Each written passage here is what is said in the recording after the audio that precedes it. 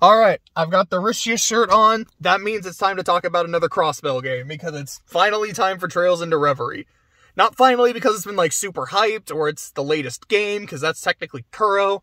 But I was going to do it earlier, but I ended up doing FC, because I thought I could do it a lot quicker, which I did. But here we are, slightly off, slightly off schedule, but not by a crazy amount.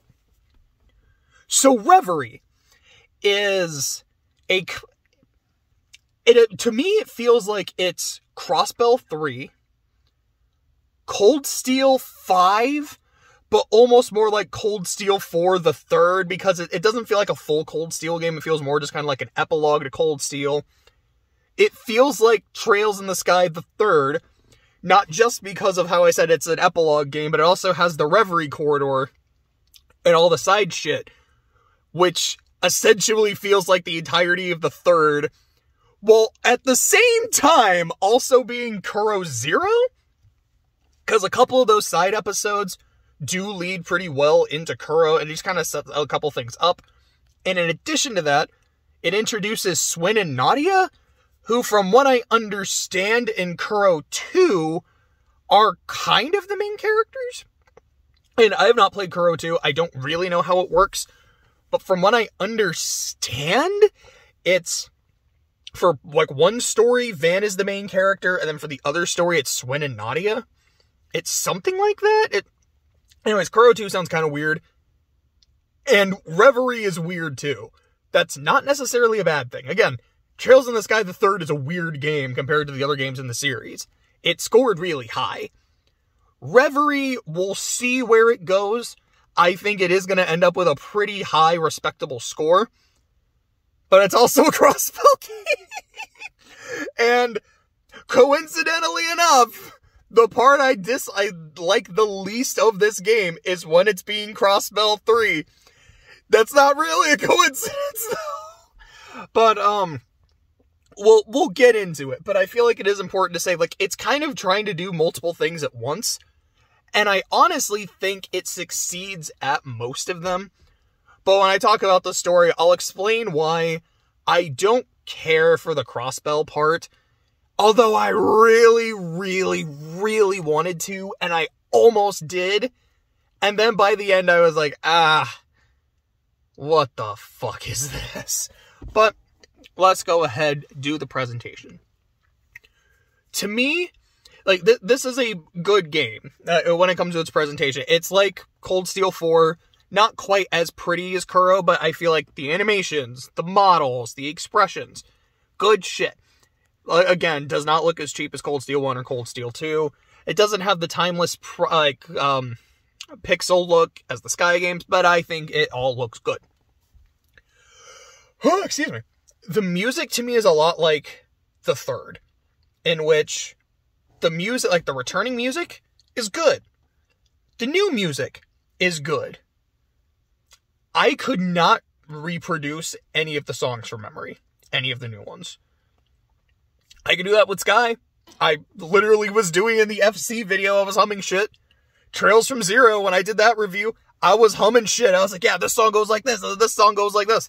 I don't even think I brought up Inevitable Struggle. No, I did, because I was talking about how I wasn't sure if the Super Range version was in that one or not. But it's like, there's so many songs I can either name the name of, name the tune of, or like kind of start humming it, or both. I can't do that with this game, just like how I really can't do it with the third. Now, I remember while playing it, liking them. There's three main stories. There's Lloyd, Reen, and C. And yes, when we get to that, I will spoil his identity. But, I liked the individual battle themes. Like, I remember enjoying the boss themes and such. But they're not super memorable to me. And it's not because, like, oh yeah, it's a really short game. I put 99 hours into Reverie. It was not a short game. It was the longest I have spent, in any individual Trails game.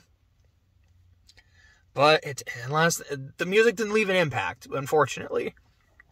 As for the character designs, the vast majority of the cast are returning characters, and we've seen what they look like. It's the same outfits they had in, like, Cold Steel 4. So, nothing to really say, and then when you have, like, Noelle and Wazy and Risha who are coming back, their designs aren't really changed. It's just cool. I'm seeing you in 3D. Which Risha was in Cold Steel too, so we've already seen her in 3D. But for Wazy and Noelle. The new characters, C, Swin and Nadia, and Lapis. I like it. Swin's got a nice jacket. C's got a long-ass coat. And Lapis has this nice dress. Like, everyone looks good. Nadia, does she have a coat? No. Does she have a dress? No. But I still like her outfit. I think it looks good. I like the new designs. Even the... I mean, the main antagonist of the game, it's just... I know I tend to spoil things really lackadaisical when I'm talking about them. Given that this is a game that is going to be coming out, and it's going to be officially localized very soon, next year, I'll try to be a little easy on spoilers, because I feel like that's something I should probably try to do better of, either be a little easier on spoilers or let people know I'm about to spoil the shit out of something, so kind of hold off on the rest of the video or so. The main antagonist's design, I'll give him a full, like, going into spoilers thing when I'm doing the narrative, reminds me a lot of designs from Fate. Specifically, a design like...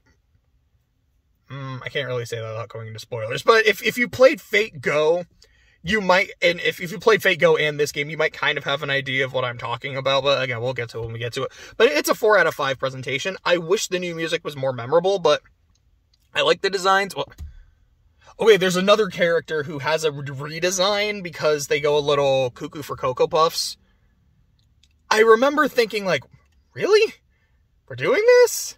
Okay, I mean, that might be more of a narrative thing, but the design was a little much, but I'm not really going to take points off for it. I'd say it's a 4 out of 5. Moving on to gameplay. I think I had said in the third, it's my second favorite game in terms of gameplay. And I think I did go ahead and say that Reverie is my favorite. And that is 100% true. This game is cracked as fuck. And it is so damn fun to play. I just want to read what my notes say. Point 1, most fun game. Point 2, unga bunga ooga booga ega bega. Because just the shit you can do. I had characters with strength stats in the like 5 to 6,000s, which I don't think I've ever had in these games before. Same with arts. I got people up to 100% evasion a lot faster than normal. It was like by the end of chapter 1, Risha was at 100% evasion. If not, it was not too far after. And then for the final boss of the post game, because yeah, this game actually has a post game, which most Trails games don't. You fight with 3 different parties. Every party had someone with 100% evasion. Every party had someone with ludicrous attack, ludicrous magic. It was bonkers. I think the highest stat I got was Yuna's defense, which was like 7,000. And then literally the boss she was fighting was like, death blow. Like, oh, well, fuck me, I guess. But aside from that, it's just like the numbers were so absurd. And I loved it. It also had a gacha machine. I don't even think I wrote that down. But there's a fucking gacha machine where you can put stuff in. It's like, oh yeah, here's some... Like, it might give you cosmetics, it might give you items, it could give you quartz, they could give you rare quartz. So shit that you should not have multiple copies of, you could have like 4. And then again, it helps get you spread the love around with the big numbers. It's so dumb. I love it. Point number 3, in all capitals, massive cast. Because holy shit, there are so many playable characters in this game. Almost the entire Liberal crew. You have the Brights, Olivier, Agate, Tita. You have the Core 4 SSS, the 2 extras, plus Risha. You have everyone from old Class 7, everyone from new Class 7, and then a bunch of other guest characters. You get Aurelia, Vita, Dubes, fucking McBurn is a playable character in this game. You get Toval, Toa, Angie, George, who comes with Minotaur. And I was like, I don't really want to fucking play as this dude. Why is he here? He comes with Minotaur. I'm so glad to have you on the team, George. You were an MVP in disguise. I feel like I'm probably forgetting some people. Oh, Elise, Alphen, Claire, Lecter, Arios. Arios is a fully playable character in this game. It's like, holy shit, that's actually big as fuck. And then the Picnic Squad, which are the new characters. That's C, Swin, Nadia, and Lapis. That's all I can think of off the top of my... Oh, Papa Arcade. Rose. I really like Rose. I don't think I really said much about her in Cold Steel 4. I was like, she's really cool. She's a freaking vampire. I love that shit. Celine is a playable character. I've noticed that I've said a couple times, yeah, that's everyone I can remember, and then I'll remember more people, because that's also just how ludicrously big the cast is. By the end of the game, once you have everybody, I think it's 50 characters. If not, it's really close, but bonkers shit. And with that comes a lot of opportunities. A lot of crazy shit you can do with all the craft combinations, the order combinations. You can literally not have someone in your party, but put them in a slot where it's like, yeah, they're not in your party taking up space, but you can use their orders. No shit. Well then, because there's some dumb ones like Toval is the what's it called? Spiral Arts, which is instant casting, really fucking good. Elise, a character I can't stand, her order is 50% evasion. That's not bad. I actually don't think I really used her for that, but it's a good option. You have like I blanked so hard. White Decoration, which is Milliams, which is a massive defense buff. You have... What are their names? Shit. I can't believe I forgot the names of Altina and Tio, but I did. But Ebon Crest and Aeon Shield, which are just really good supporting crafts, or excuse me, supporting orders. Great shit. Just the amount, again, the mixing and matching you can do. Like, the people you can have watching each other's backs, doing crazy shit, combining this order and then popping it into this order. One of my favorite strategies in the entire game is what I refer to as the banning special. You have Lloyd in the party, specifically if he's on the bench, and you give in an item where he just gets CP every turn. So then, let's say there's a turn order bonus coming up that you really want, or you're a few BP away from an order you really want to use. So, you got a character, you switch him out, throw in Lloyd, and have him use Burning Heart. What Burning Heart does, as it does in Zero and Azure, gives him a buff, and then he immediately goes the next turn. It also gives 1 BP, which is what the currency for orders. So, you can do that, get a BP, do it again, get a BP, and keep going so long as you have the CP to do it. And you are free to get as much BP as you want. You are free to manipulate the turn order. There were so many times where I'd be playing, I was like, all right, it's time for the banning special. And it does not escape me that the initials for that are BS, because it's some real bullshit. There was literally a fight where you actually fight against the core 4 members of the SSS. And it's not like a spoiler thing there. It's like shadowy versions of them. And you do that. And he literally started doing the banning special. I was like, oh my god, no. He's trying to get like a 0 craft bonus. No, fuck that. I had to put an end to this now. And it was like, oh my god, they're using the strat. That's amazing. I'm so glad that's a thing. Okay, so there's a new turn order bonus I just mentioned called Zero Craft. It's exactly what it fucking sounds like. You can use a craft for no CP. This includes S-crafts. This is fucking stupid in the best possible way. I remember literally starting a boss fight. The boss had a Zero Craft and I just instantly died. Like, I can't even be mad at this. This is just funny. Like that fight when I was fighting the shadowy SSS. I was like, all right, we're going to do this. I have to target Ellie first because she's got Aura Rain. It is the one that heals everybody. That's a problem. She gets a fucking Zero Craft. I couldn't stop it. I'm like, that's so ass. And then it's like the next turn, she Aura Rains again. I'm like, you bitch, you had it twice. No. And then I was like, let me just take the L and restart because fuck that, man. That just took all the wind out of my sails. I was like, I am destroying you first because you are the problem. Let's see. When it comes to difficulty, I played it on Nightmare. I would say everything from like the very start to the first chapter is difficult.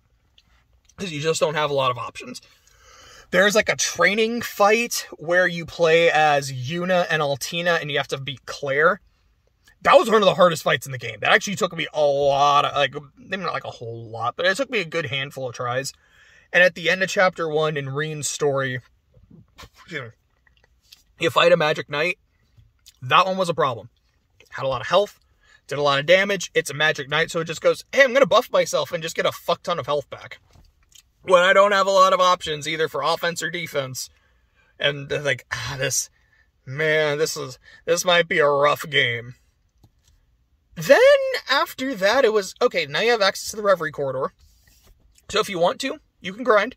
And if you don't want to grind, but you just want to go ahead and do it and, like, move on, you're still going to get some levels, and you're going to get some good equipment.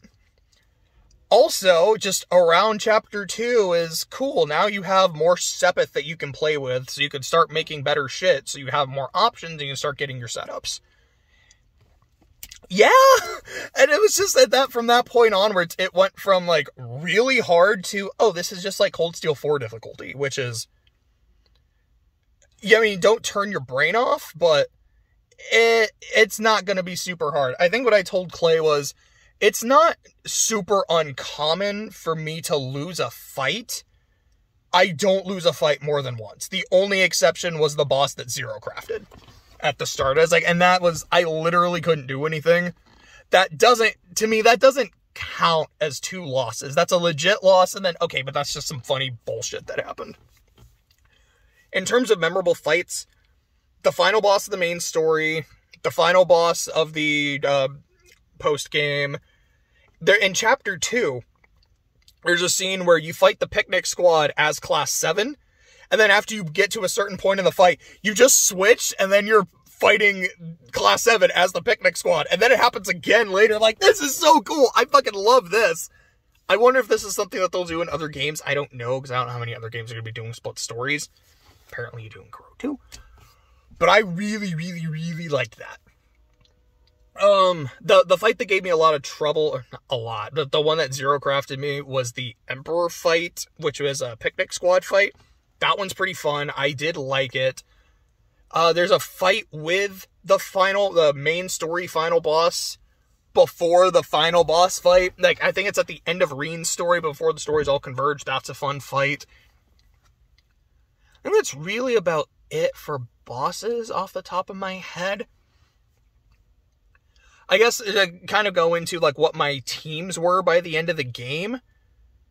Because I said the true final boss, you're multiple parties. My first party was New Class 7. So I had the students, Reen, which is 6. How many people could you have for a party? I think you could have 8? It's 8 or 9, because I remember having them. And then I had Reen's girlfriend, which for me was Toa.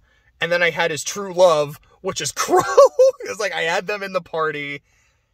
Then I had the SSS. So that's the core 4 plus the 2 plus Rishia. That's 4, 5, 6, 7. I don't remember who the other Slaughter 2. I think like I had Arios in there because he's from Crossbell, but I don't think I actually used him. Then my final party, because I'm Sky biased, was the Liberal Party. It was the Brights and Tita. Olivier and Agate were there. I think I had Toval and Sarah in the party as well, just because bracers. But it was the Brights and Tita were the ones actually doing shit. Oh, it was so fucking fun. It was so ludicrous. I think Tita had 2. She had Domination and True Domination on, so when she first S-crafted, it did obscene damage.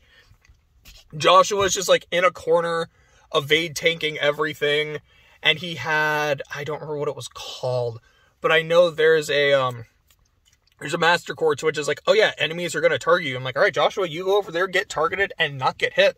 Estelle, you go on that side, hit it hard. Tita, you go over here and hit it hard. Ren, buff yourself. Ooga booga. Let's go. So freaking fun. It was great. Yes, given the context, should I have used the picnic squad in one of them? Probably. Should I have had the SSS be the final party? Sure, but It was my experience. And like, if I'm going to do this and everyone is here, I'm going to end with my favorite cast. So let's go. And it's not that I didn't include the Picnic Squad because I didn't like them. Everyone else kind of had seniority. And I was like, I like these characters more. And I'm more used to using them. So they're just kind of going to get the edge. But I did like playing as the Picnic Squad and I like their characters as well. So, gameplay's a 6 out of 6. 6 out of 5, excuse me, because of how just ludicrously cracked and fun it is. Easily the most fun game in the entire series. So then moving on to the narrative. So like I said, there's 3. So I'll be going through them in order. Lloyd, Reen, C. Lloyd's story is stupid. I'm going to say it. Here's why I think it's stupid. Because the general idea, general premise is not bad. It is pretty cool. It is Rufus Alberea has escaped prison, come back to Crossbell, and is like, hey, remember how I was Governor General? I'm going to take it over again. And I'm going to make Crossbell, like, I know you guys are doing your independent shit, and you're right about to get it. I'm going to interrupt, and I'm essentially going to make Crossbell the new empire. And starting from here, you know, I've got, like, the super god weapon. We're going to take over Erebonia. We're going to take over Calver. We're going to take over all of Zemuria. And the curse is still kind of there. And is, like, making the people really appreciate Rufus. The SSS go to stop him. And he solos the SSS. That is the Core 4, Noelle and Wazy, and Rishia. All at the same time soloed by him. I don't buy that. At all. These characters literally fought a god at the end of Azure. They fought a Septarian. Now, they had Dudley to help. But I didn't use them. So as far as I'm concerned, these are the people that did it. I mean, Wazy didn't do shit in my campaign. My playthrough. Like, these 4 are fucking units. They also were part of Shining Steel, and it's not like the Salt Pails were super armored. Like, they're not rusty either. Now, if it was a one-on-one fight, and it was Rufus fought Lloyd one-on-one and beat him, I could believe it. Rufus fighting these 4, plus those 2, plus Yin on top of it, and it's not just like, yeah, this is a really tough fight, but Rufus wins. It's, he solos them. Like, it is, he doesn't even break a sweat. Really? Really? Oh, okay. This is bullshit. We'll see where it goes, because maybe there's something weird going on. It's like not Rufus, but I don't know, but this is some bullshit. You better explain this. You better explain this. And then from that point, the SSS is on the run, and it essentially, that storyline is the finale of Azure. We are on the run. Lloyd is kind of going from area of Crossbell to area of Crossbell. He'll be with, like, a couple people in the SSS for a bit, then he'll be with another couple, then another couple. And that's basically it. And, like, try to figure out, like, all right, how is this area of the city doing? How do I get back into the city proper? How do we stop Rufus? And there are 4 major female characters from Crossbell. I mean, there's some others, but it's Ellie, Tio, Noelle, and Rishia. And at the end of Azure, you can, don't have to, but can have a bonding scene with those 4 girls. Ellie's is just pure romantic. Noelle's is pure romantic. Tio's has some interesting character shit, and then is romantic and weird. Rishia's is like all character shit, and not really very romantic. At least not my interpretation of it. And since that is up to player choice, Lloyd does not have a canon love interest. So in this game, because they're all his potential love interest, they all have a one-on-one scene with him. Where, okay, because Rish is the first one where it's like, all right, we're making a plan, we're about to go do shit, and then she just kind of was like, hey, remember, I love you. Now, it's as awkward as that, but it's not as directly, because I don't think she ever says, like, I love you. But they just kind of have this conversation. I'm like, oh, okay, like, is there some shit going on? What's up?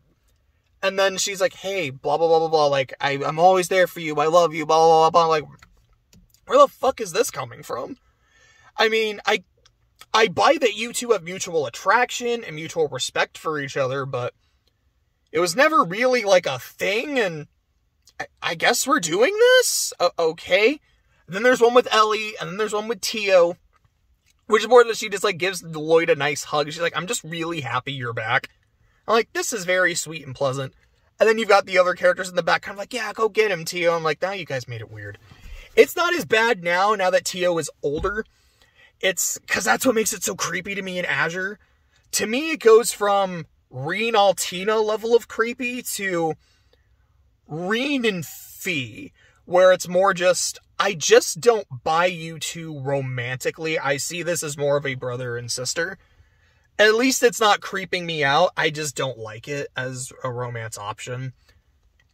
And then you have Noelle, who I don't remember how her romantic moment went, but her reintroduction, because everyone shows up at the start of the game and then shit happens. Her reintroduction is, there's a fight with McBurn, which, quick pin in that, because that'll explain some shit. There's a fight with McBurn. He loses. The place you're in all goes up in flames. You're trying to escape a burning building while also collecting, like, some clutch items along the way. So I'm like, I have a time limit, but I got time. I'm going to pick some shit up.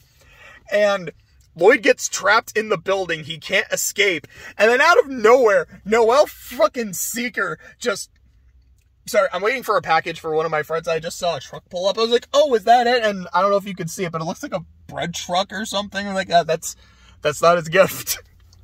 Anyways, Seeker rolls up in her motorcycle, goes off a ramp, jumps into the burning building like Akira drifts, grabs her man, gets him on the bike, and gets him out of there. I was like, girl, you won. I'm gonna say it.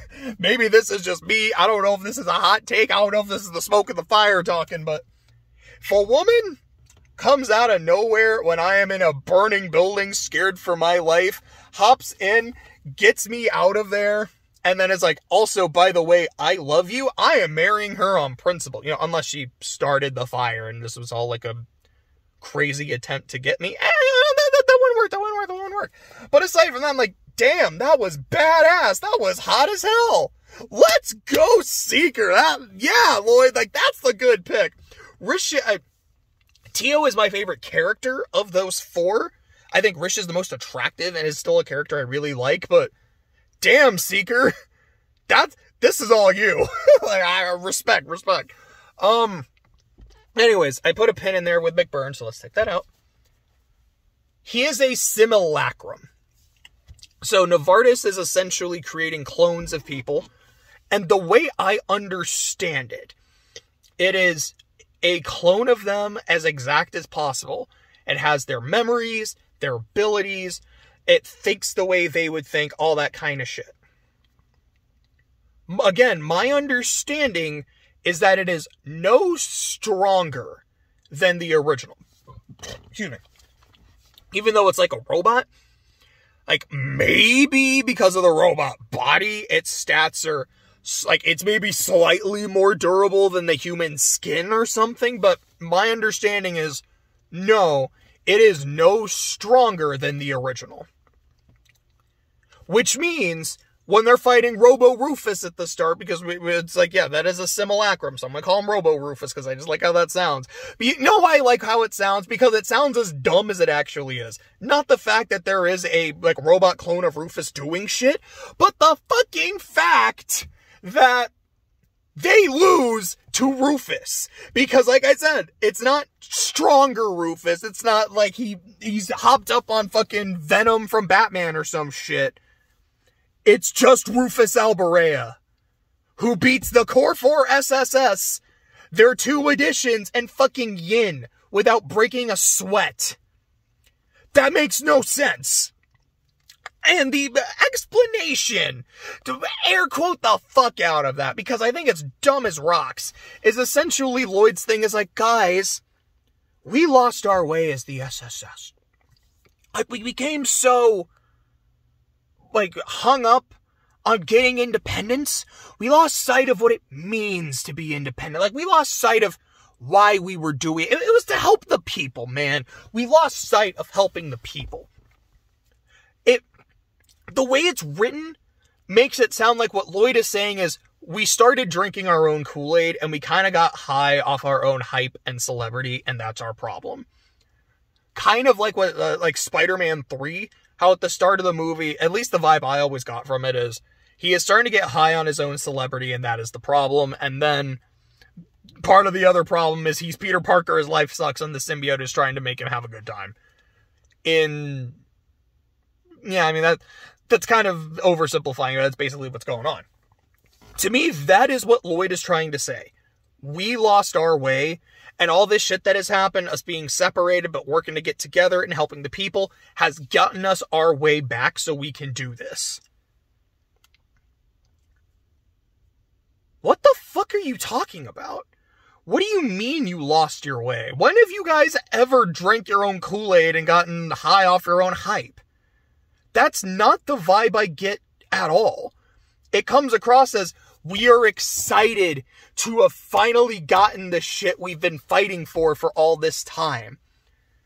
After all the bullshit from Erebonia, and from Calvard, and from the Croys, we are free.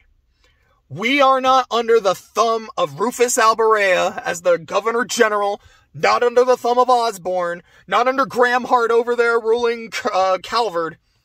We are free. If it was like Lloyd had been so cocky that he had fought Rufus one-on-one and then lost, I buy that.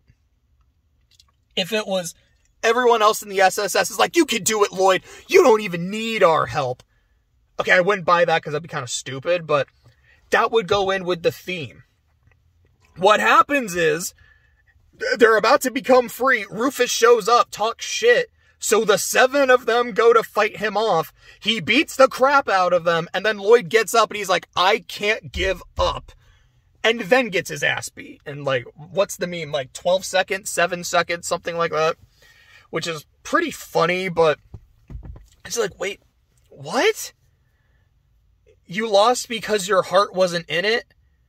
But from what I could tell, your hearts were never out of it. And it's not like, yeah, you know, we were really rusty and we needed to practice. It's like, nah, y'all were in Shining Steel. Y'all were actively doing shit during the, like, to get independence. You weren't rusty either.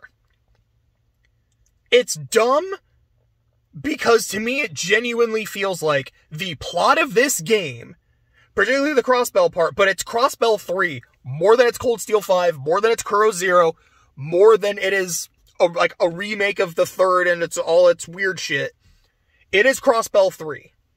And the Crossbell 3 plotline does not happen unless they job to Rufus.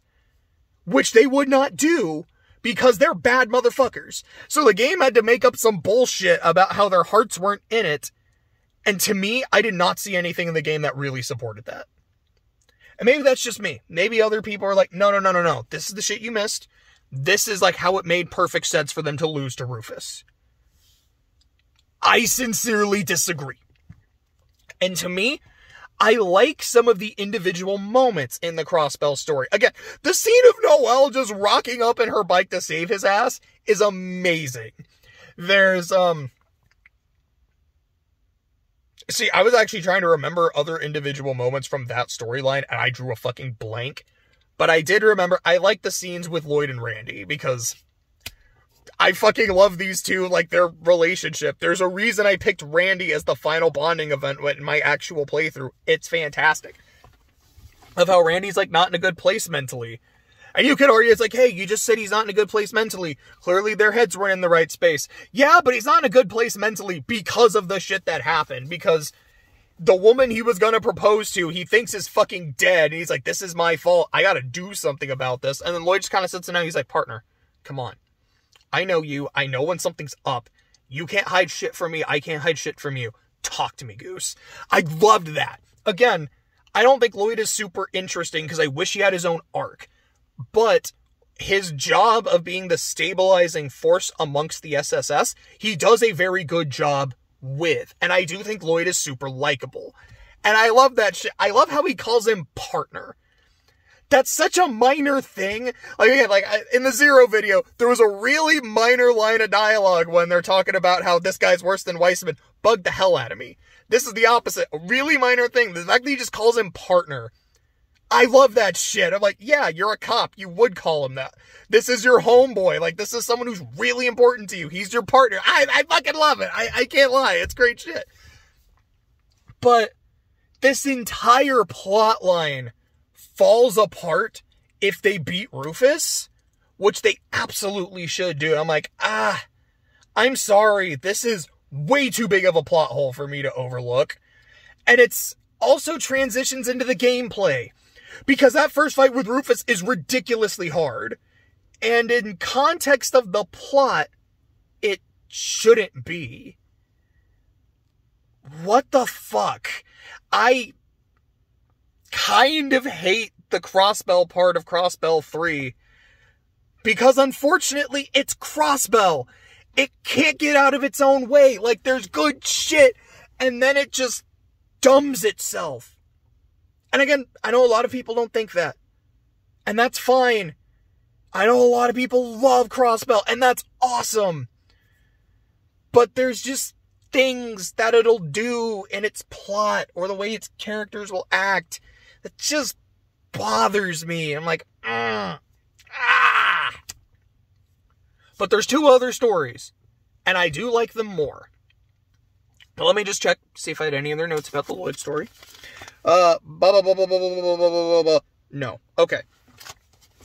Rean's story is essentially, 1, new Class 7 is going to be graduating soon, and he's gonna miss them.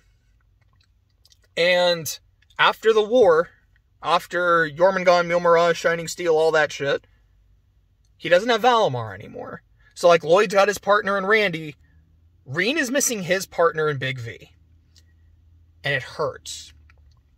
And after the war, you've got all these soldiers who wanted to fight for their country, for their patriotism, for the Chancellor, all of that shit. And because of Rean and his friends essentially finding a third way to end the war without it really starting, they're hurting too. And they're kind of taking it out on him. They're like, you're the Ashen Chevalier. You're supposed to be the symbol of Erebonia, of our might, of our power. And you betrayed us. That man was your father, and you betrayed him. You killed him. Fuck you, Rean Schwarzer. And I like how Rean, he empathizes with them, but he doesn't sympathize. Or maybe I mean that backwards. He sympathizes with them. He's like, I feel bad for them. Because, yeah, like, they had their dreams. They had these big ambitions they were going to fulfill. And I took that from them. But I don't empathize with them because no. I was stopping that war 10 times out of 10. And knowing what I know now and seeing, like, how these guys feel, I would still do it again. Because it needed to happen.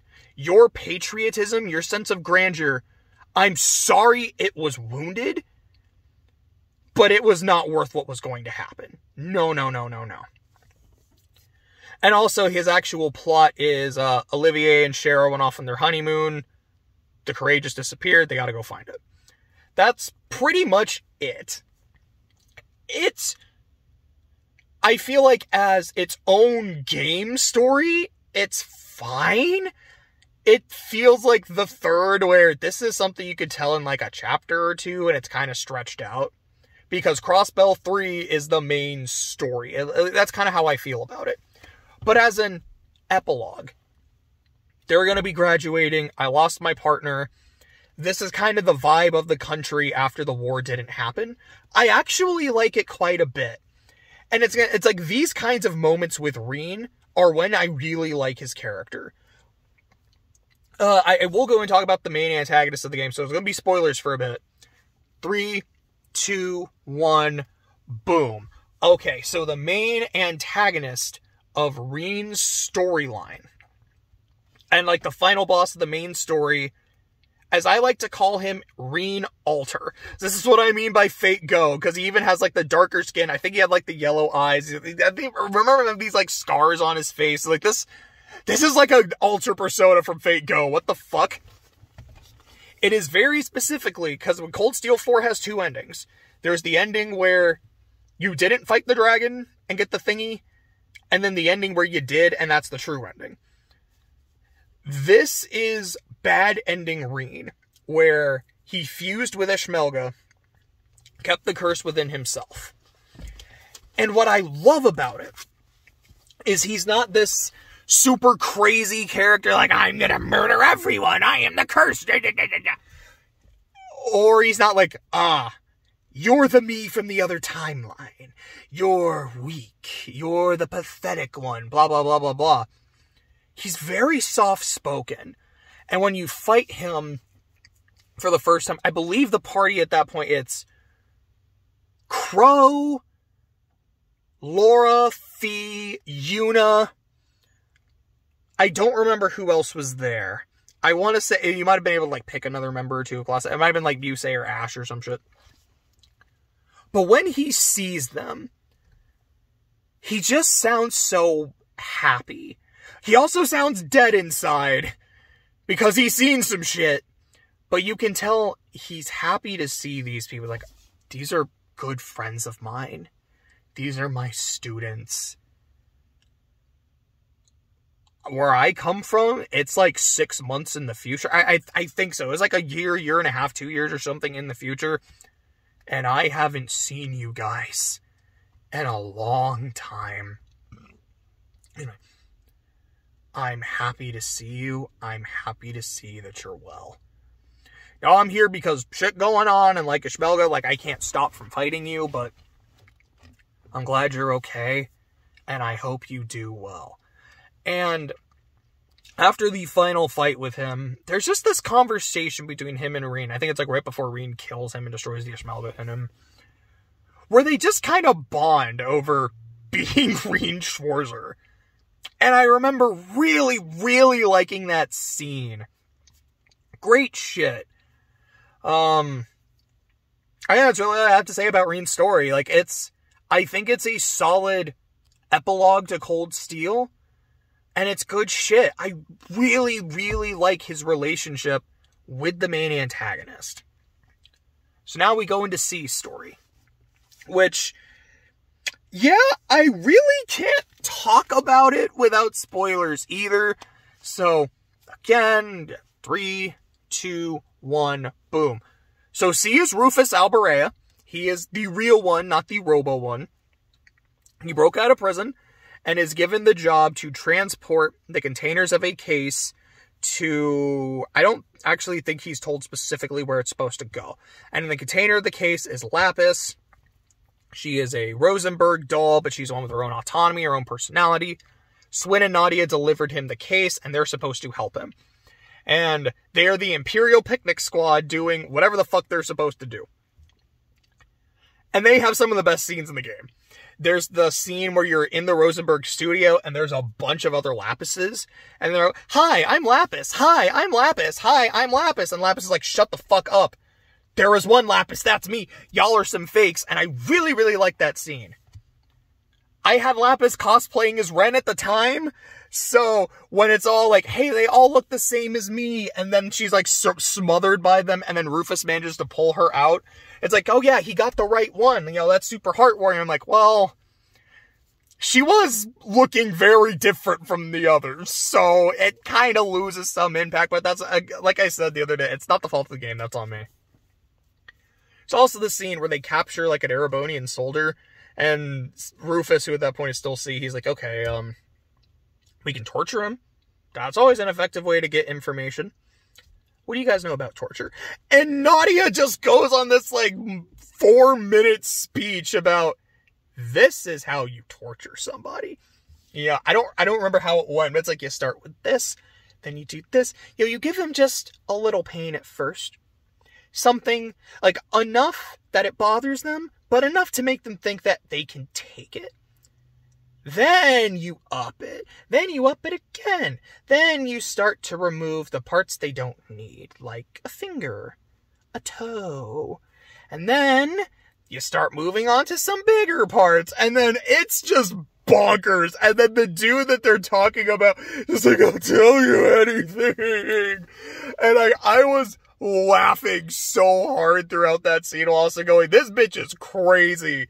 This is fantastic shit. I really like these two. What I really like about their story, in addition, like, I like these characters, there's some good scenes. I like the people who joined them. Because, like, during Lloyd's story, it's the SSS plus some friends. Like, Estelle and Joshua join him at some point. Sharon and Elisa join at some point. I think Machias does. I know Toa does. Reen's story, I don't really remember who joins. I think it is just new Class 7 and old Class 7. I don't remember any, like, guests.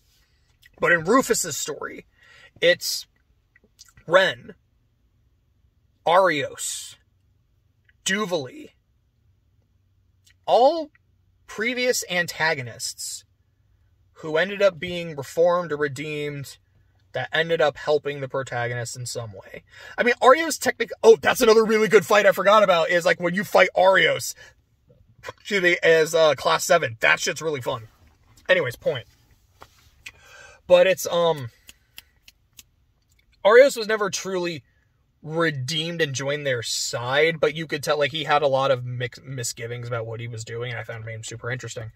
But it's like, yeah, the team led by Rufus is all about people who have made mistakes and are trying to move past it. And I think that's a really good decision. I feel like it's like, yeah, that is who Rufus is in this game. He's done some shit.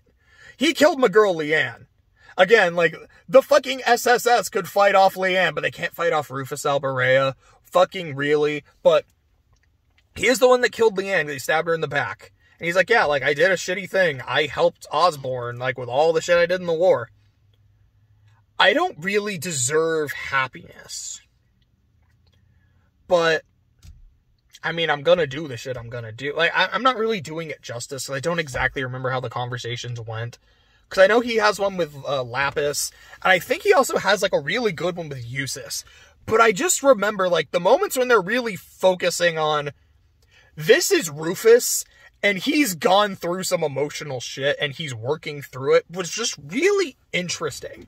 And I like the characters he's paired with. And of course, there's a great Ren scene where she's talking to Novartis, where he has, like, some puppets that look like her parents that try to hug her, and they call her Rennie. And she's like, yeah, that's not my parents. I know that. They don't call me that anymore. They call me Ren. I've met them since. I actually spend time with them pretty frequently. Like, we meet, we have tea, we have lunch. They don't know who I am, and that's how I like it. I have a new family now, but they're good people, and I'm happy with them. And Novartis is like, oh, that's so nice. I'm glad you've gotten past that. You're having a good time with your family. You know, maybe one of these days I can invite them over and I can have tea with them. And Ren's just face changes. Like, if you harm one hair on their heads, I will flay you alive. And he just starts laughing. He's like, like, come on. I'm just kidding. I'm not actually going to hurt them. I'm not actually going to make any threats. Do you know why? Because I know you. And what you just said about flaying me alive, that's not bullshit. You're with the Bright family now? They did not make you soft. You would actually do that to me. So, bye! Like, I really like that. I thought that was funny. Yeah, again, just anytime Ren gets to do shit, and that's like, when it's focusing on her arc, not just Ren, like, being like, hi, I'm a super hacker or whatnot, which is still fun, I think she's one of the most interesting characters, and she is easily one of my favorite characters in the series. So, Lloyd's story does not work for me. Reen's story, I think, is fine. C's story, I actually think is quite good. Aside from that, and then, yeah, everything comes together. You fight the main antagonist, and then there's a post-game, which is like, yeah, keep doing the Reverie corridor fight shit. And then here's the super boss, which is a Septarian. It's fine. I liked it. Another thing in the corridor, though, is there's a lot of side events. Because, again, this is how it's just like Sky the Third. I really liked some of these. There's like a list of some of them. Risha meeting Swin and Nadia for the first time. Because they are just like, yeah, we wanted to go see Arkansas perform, and we had to sneak in. And so we did, and it was cool. And then Risha kind of senses this presence. She's like, there's some sneaky people in here, and they got in without me noticing.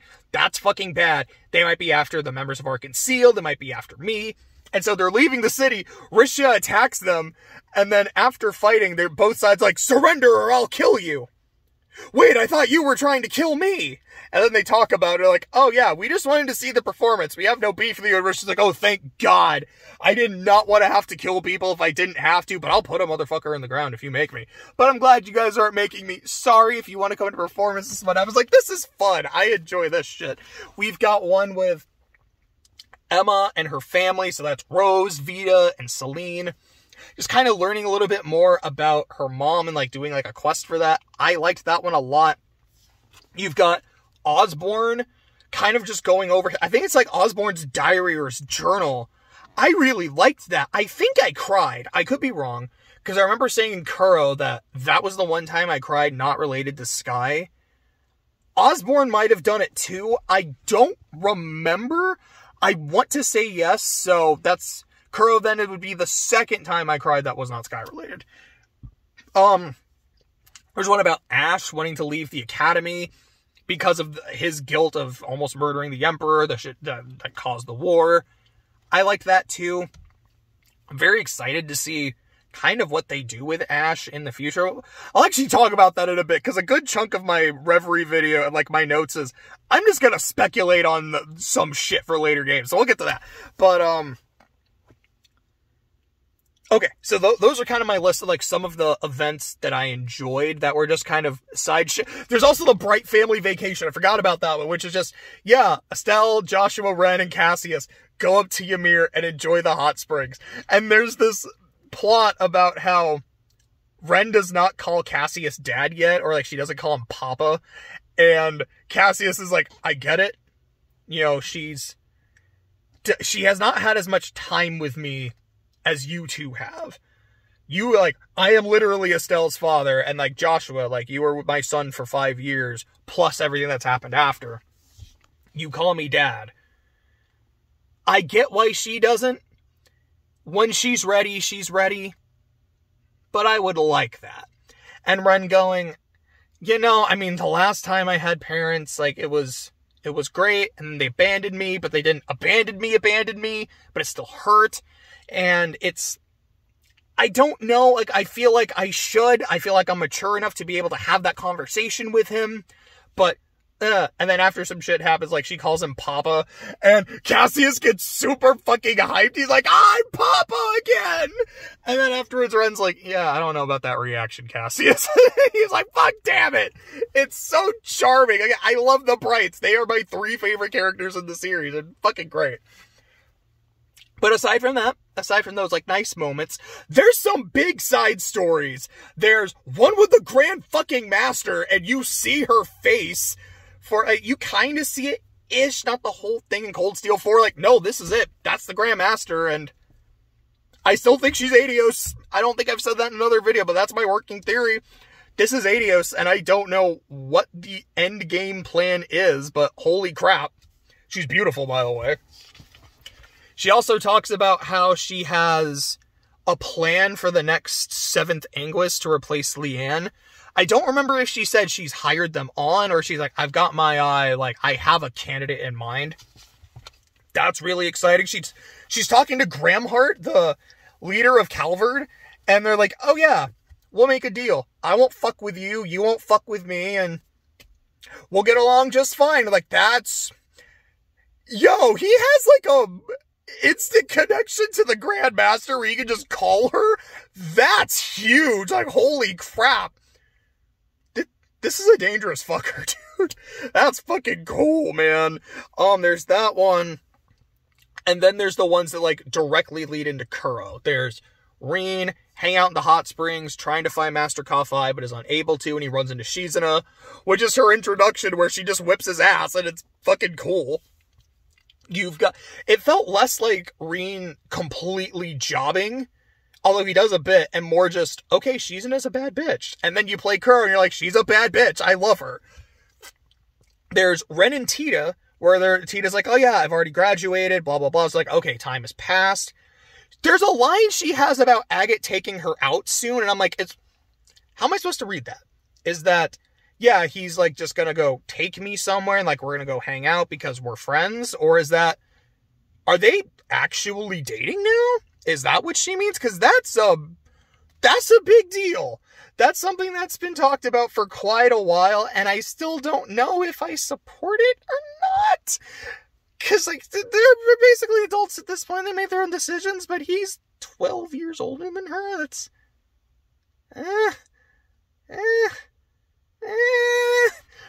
But on top of that, it's Ren hanging out at school. I'm like, this is pleasant. I enjoy this. She meets Anyas, who is not... she's not actually name dropped, but like having read that and played Kuro, like it's very clear that's supposed to be Anyas. Like, that's fun.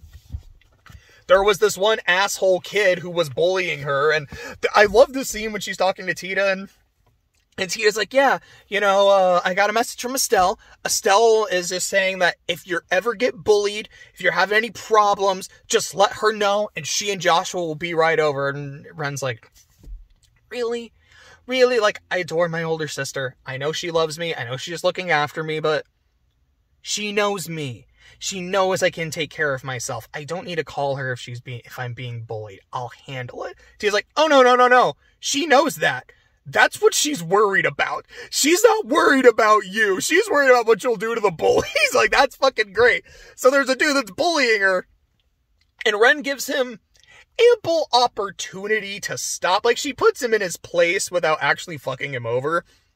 Then he crosses the line. She's like, all right, time to ruin your life. And, I mean, he had it coming, 100%. We're like, damn, that was fucking efficient. That was cold-blooded. And there is a event in Kuro where you run into him again, like with Van and Ren. And he's like, ha, Ren, Bright, I'm gonna get my revenge on you, you piece of shit. And then, yeah, she and Van just beat the shit out of all the dudes that are there. And afterwards, he's like shaking and terrified, and Ren's like, oh, you poor baby. You think you've experienced darkness? And like the dark things that can happen in life? You haven't even peered into the abyss. You want to see darkness. Let me show you. And I'm like, that's fucking great. It's kind of like the thing Novartis was talking about. It's like, yeah, you've become a better person, a healthier person. You're still the Angel of Slaughter is still in there. And that bitch is dangerous. I fucking love it. And then the final thing leading into Kuro is just about Elaine. Introducing her. She's really cool. Also, she deals with Gerard in there. Like, that's...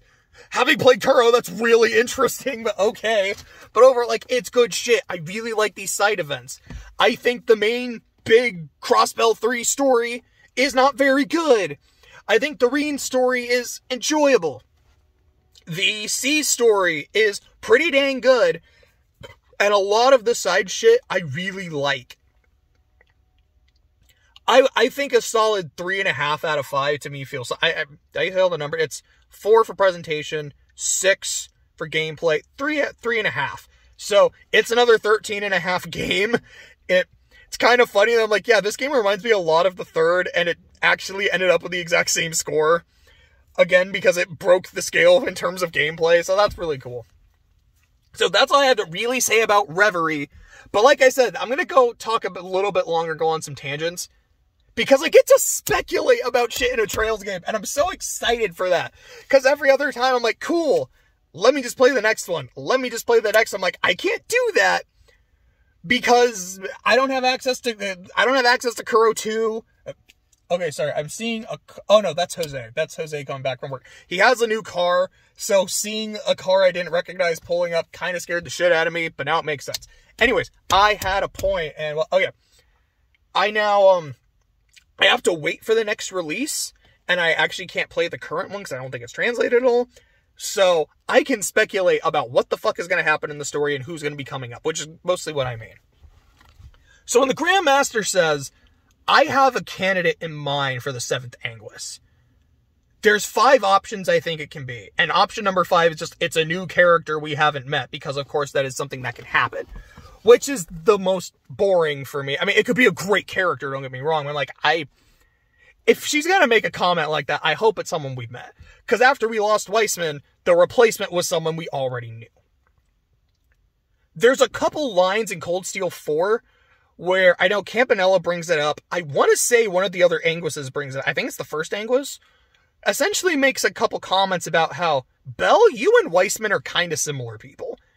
Like, this isn't, and like, I think it's, he makes a, like, warns her, it's like, what, the shit you're kind of talking about and thinking, not dissimilar from our colleague who fucking died, and that's what did him in. Well, okay, that's also a comment made about Novartis and Weissman in the 3rd, but, Campanella just talks about their personality. He's like, yeah, a real piece of shit. Must be a 3rd Anguis thing. And it made me think, like, the gears started turning. I was like, is that a coincidence? Or when it comes to the 7 Anguis, are there certain criteria that need to be met? I don't know if it's full on a 7 Deadly Sin motif, or if it is just each Anguis means something. I have to have a certain kind of personality, a certain kind of vibe. So my first 3 picks for the 7th Anguis are with that in mind. The 4th one is a complete wild card, assuming that's like, no, that was just a throwaway line, don't read into it. Pick number 1 is, it's Duvalie. I mean, it's, the 7th Anguis was her boss. She looked up to her, thought she was the coolest person in the world. And now that she's gone, Dubes is kind of trying to figure out what the fuck she wants to do with her life. So the Grand Master calling her up and saying, hey, Duvalie, we have an opening. And it's Leanne's spot. And you already know the Stahlritter. You kind of know some shit about Ouroboros. She exemplified what it meant to be a knight. And you do that as well. You know, you've got the combat skills. You have the sense of honor. And that's what Leanne was to us. She was honorable. She was dignified. And she whipped ass.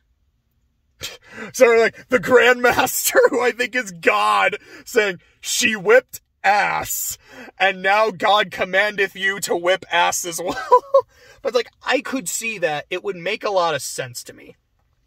Number 2, technically a character we haven't met, but we know about, would be Master Ka-Fai. Which, I mean, because, again, it could be kind of the thing that, what is Leanne's role? It's less of her role of being a dignified knight and just more of like the very well-trained warrior.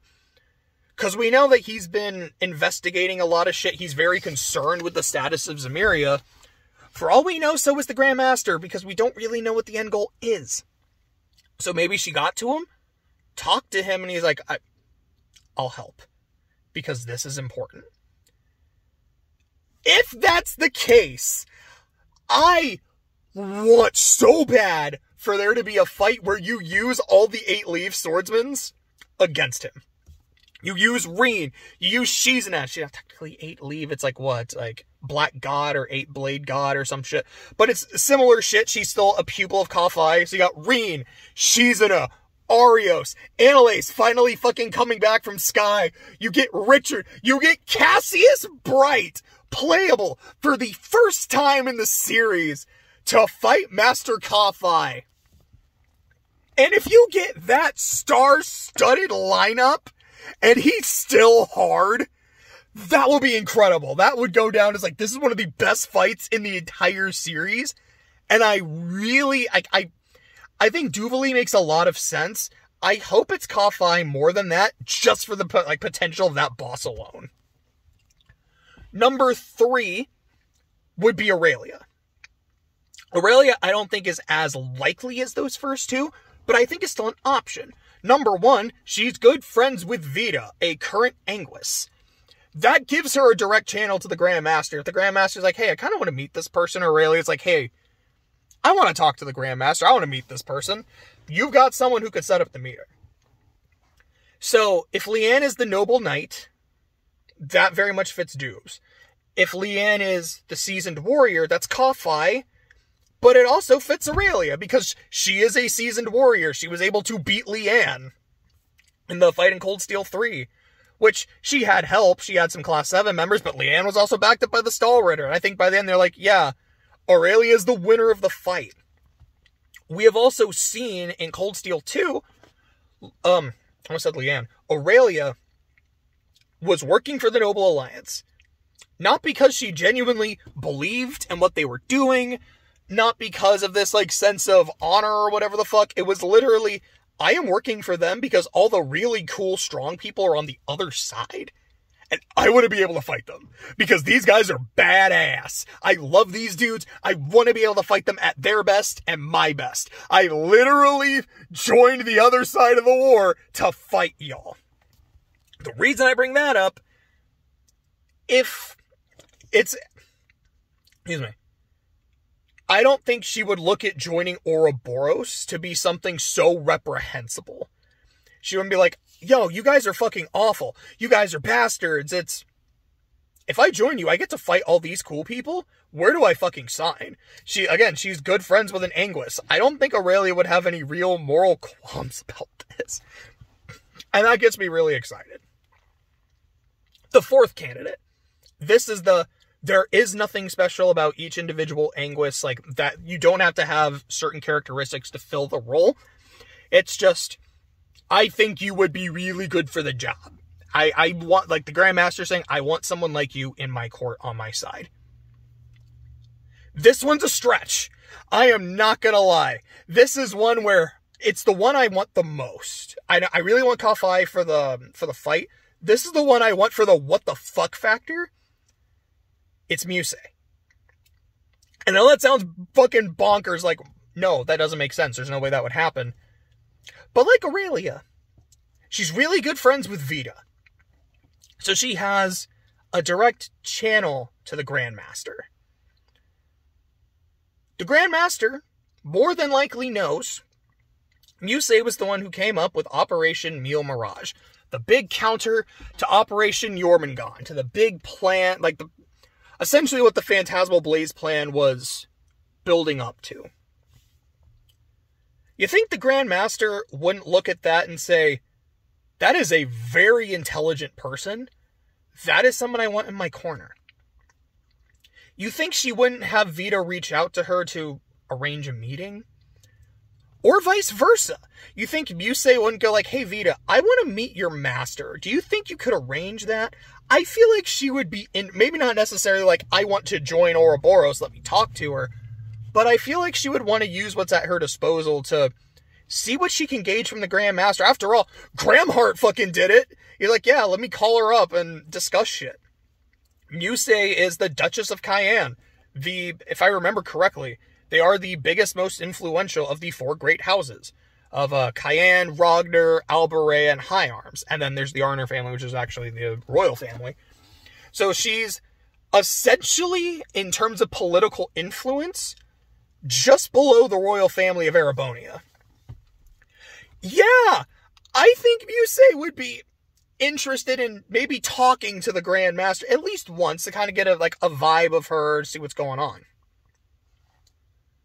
And as we saw for her plan for Meal Mirage, Muse is the kind of person who, if there's no other options on the table, is willing to do whatever it takes to get something done. Like, this is the only way we don't all die and lose this war.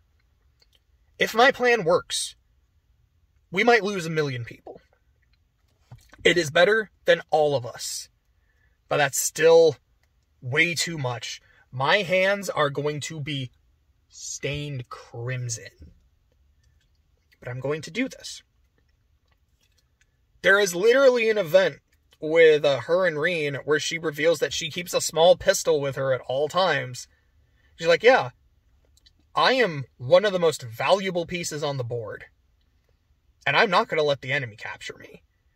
If I'm in a situation where death is the only way out, I am taking that option 10 times out of 10. She's willing to do what is necessary. So again, kind of like with Kafai, if she talks to the Grandmaster and the Grandmaster says, okay, this is the plan. This is why I'm doing what I'm doing.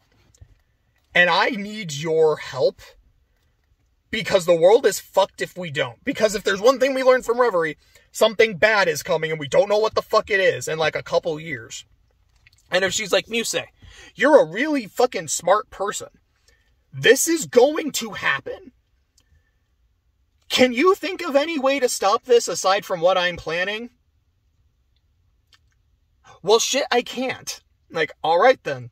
Do you want to help? That could happen. Like, there's, again, I don't think it's likely. I think the first two, Doobs, Ko-Fi, or it's just a new character, I think are the more likely options. But if it's fucking Muse, I would be so hyped and so excited for that, man. And the kind of last bit of speculation is just, since a good chunk of Reen's story was, hey, my class is graduating, just I kind of want to speculate about what they're all doing now in, like, when we see them next. Reen, I believe, is still going to be teaching, so he'll probably have a new Class 7 next time we see him.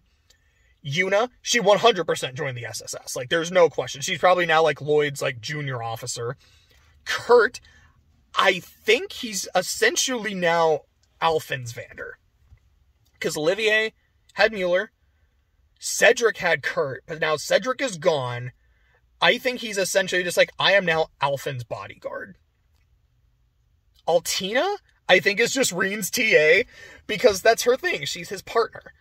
And I feel like that makes a lot of sense. That, like, if he stays on as a teacher, she would stay to help him.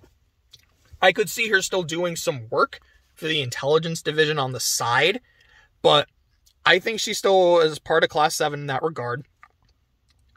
I think Ash has a lot of options, because that was a constant thing in Cold Steel 3 and 4. Every organization is trying to recruit him.